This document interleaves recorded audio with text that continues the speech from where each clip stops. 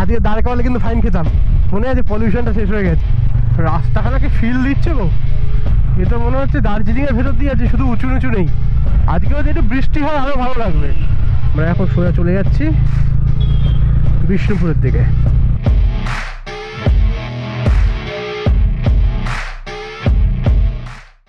আমাদের জলের বোতল রাখার জায়গাটা কিন্তু সুন্দর হয়েছে। হ্যাঁ, এই সামনে ভাইজারটা লাগিয়েছি, কেউ কি দেখেছো? এই গাড়িতে নতুন ভাইজার লাগিয়েছি, লাগিয়ে জল রাখার জায়গা হয়েছে আমাদের। এই যে আমরা এখান থেকে ঢুকে গেলাম বিষ্ণুপুরের দিকে।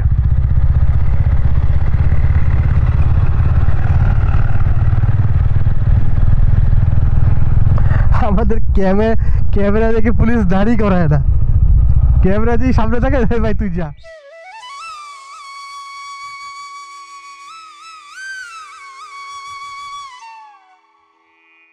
মদন মোহন মন্দির। মদন মোহন মন্দির হল মেদিনীপুর বিভাগের বিষ্ণুপুর শহরের একটি প্রাচীন কৃষ্ণ মন্দির। এই মন্দিরটি রাজা দুর্জন সিং স্থাপন করেছিলেন, আর এই মন্দিরের বিগ্রহ স্থাপন করেছিলেন মল্লাধিপতি বীর হাম্বির মল্লদেব। এই মন্দিরে একটি শিখর, একটি নাট মন্দির, একটি ভোগমণ্ডপ ও একটি তোরণ রয়েছে। এই মন্দিরের ইতিহাসের দিকে যদি আমরা একটু নজর রাখি তাহলে আমরা দেখতে পাবো 56তম বিষ্ণুপুরের রাজা চৈতন্যদেবের আমলে ব্রিটিশের চক্রান্তে বিশাল রাজস্বহানি হওয়ার পর রাজা এই অষ্টধাতুর মদনমোহন বিগ্রহ কিন্তু বন্ধ করে রাখেন।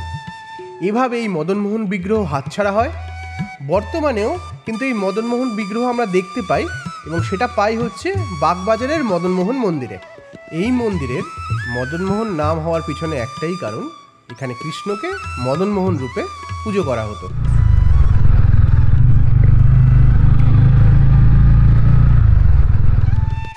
বিষ্ণুপুরের দ্বিতীয় সবথেকে আকর্ষণীয় স্থান কিন্তু এই রাসমঞ্চ।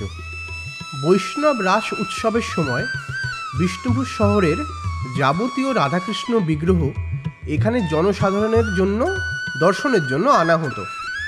1600 থেকে 1932 সাল পর্যন্ত এখানে রাস উৎসব আয়োজিতও হয়েছে। বর্তমানে অবশ্য এখানে আর এখন রাস উৎসব পালন করা হয় না। রাসমঞ্চ একটি অভিনব স্থাপত্যশৈলীর নিদর্শন। এটির মধ্যে আমরা যা লোকাল লোকেদের কাছ থেকে শুনলাম যে টোটাল নাকি 108খানা দরজা রয়েছে।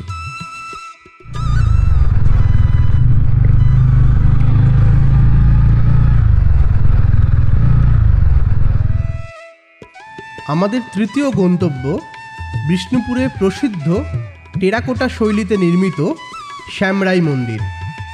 উড়িষ্যার স্থাপত্যনীতি অনুকরণে এই মন্দিরটি নির্মিত। এখানে বিভিন্ন মাটির জিনিসের দোকান, তা আমি এই মাটির কানের গলার আর এটা নিলাম, তিনটে মিলিয়ে 70 টাকা নিল।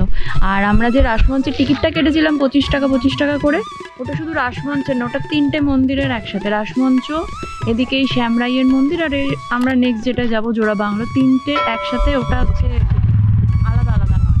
তো ভাগ্যবান আমরা জানতাম না, আমরা টিকিটটা যে ডিসকাউন্ট করে দিইনি কোনোভাবে, এখানে এসে জানলাম। জোর বাংলা মন্দির। প্রথমে বলে রাখি এই জোর বাংলা শব্দের অর্থাৎ দুটি চালা মিলিত হয়ে এই মন্দিরের ছাদ গঠন করেছে। এই দুই চালার মধ্যে এক চালার নিচে হচ্ছে গর্ভগৃহ, আরেকটি চালার নিচে মণ্ডপ রয়েছে। এই মন্দিরটিতে 4টি স্তম্ভ ও 3টে খিলান রয়েছে। জোর বাংলা মন্দিরের ঠিক পাশেই রয়েছে কিন্তু রাধা গোবিন্দ মন্দির। রাধা গোবিন্দ মন্দিরের মধ্যে আমরা যখন যাই তখন দেখতে পাই যে বিভিন্ন সংরক্ষণের কাজ চলছে। আর এখানে সব থেকে দৃষ্টি নন্দন করে যে জিনিসটা, সেটা হচ্ছে এই তুলসী মঞ্চটা। খুবই সুন্দরভাবে এটি বানানো। এছাড়াও পাশে রয়েছে নাটমঞ্চ। বাংলার টেরাকোটা শিল্পের অদ্ভুত নিদর্শন এই মন্দির। রাস্তায় চলতে চলতে টেরাকোটার কিছু এরকম পুরনো স্থাপত্য কিন্তু আমাদের চোখে পড়েছিল। আমরা জানি না এটা ঠিক কী, তোমরা যদি জানো আমাদের অবশ্যই কমেন্ট করে জানিও। মহারাজা বীর হাম্বি উদ্যানের ভেতরে যখন তোমরা প্রবেশ করবে, তোমরা যে মন্দিরটি দেখতে পাবে সেই মন্দিরটির নাম হচ্ছে লালজি টেম্পল। যখন আমরা লালজি টেম্পল দেখতে ঢুকলাম তখন কিন্তু পরন্ত বিকেল, আর এই পরন্ত বিকেলের আলোতে মানে এই মন্দিরের সৌন্দর্য অসাধারণ রূপ নিয়েছিল। একে তো টেরাকোটার কাজ, তার উপরে সেই গেরুয়া আভা। এখন সূর্যাস্তের টাইম তো, সূর্যের শেষ আভাটা এসে পড়েছে, এত সুন্দর লাগছে।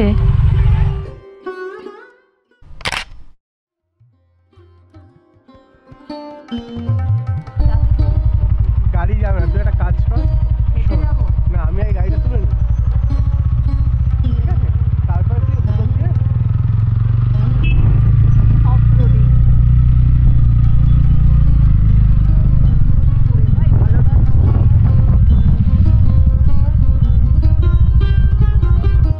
এটা হচ্ছে পুরনো কেল্লার তোরণদ্বার। খুব সুন্দর, খুব সুন্দর, প্রত্যেকটা জিনিস খুব সুন্দর আর এত পরিষ্কার পরিচ্ছন্ন। এটা হচ্ছে পুরনো দুর্গের তোরণদ্বার। এটা বড় তোরণদ্বারটা, আর আরেকটা ছোট তোরণদ্বার আছে, সেটাও তোমাদের দেখাচ্ছি।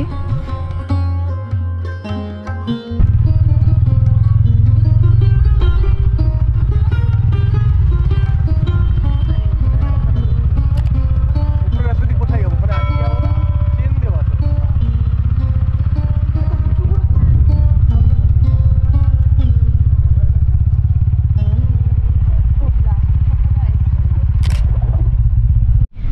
ঘড়িতে এখন বাজে 11:30। আমাদের খাবার এসে গেছে, আমরা আর বাইরে বেরোইনি। এবারে আমরা পার্সেল অর্ডার করেই নিয়েছি ঘরেই। দেখো কে কি অর্ডার করেছে। আমার রুটি, চিকেন,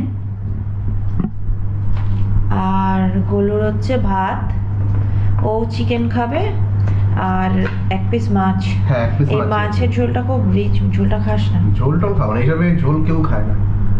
ঝোল এইসব সাইড করে এই ঝোলের মধ্যে তুলে নিলাম। এই মাছ একদিকে, ঝোল একদিকে, আর আমি একদিকে। ঝোল খাওয়া যাবে না, কোনো জায়গায় গিয়ে আমি ঝোল খাই না। এই কাঁচা নুন আনিয়ে নিয়েছি, এই ঝোল দিয়ে এই মানে এই মাছটা পুছে পুছে মাখবো ভাত দিয়ে, নুনটা দেবো, দিয়ে বেশি করে খেয়ে নেবো। ব্যাস। চলো চলো। আজকের মতো এখানেই শেষ করছি। Good night, tata, bye bye.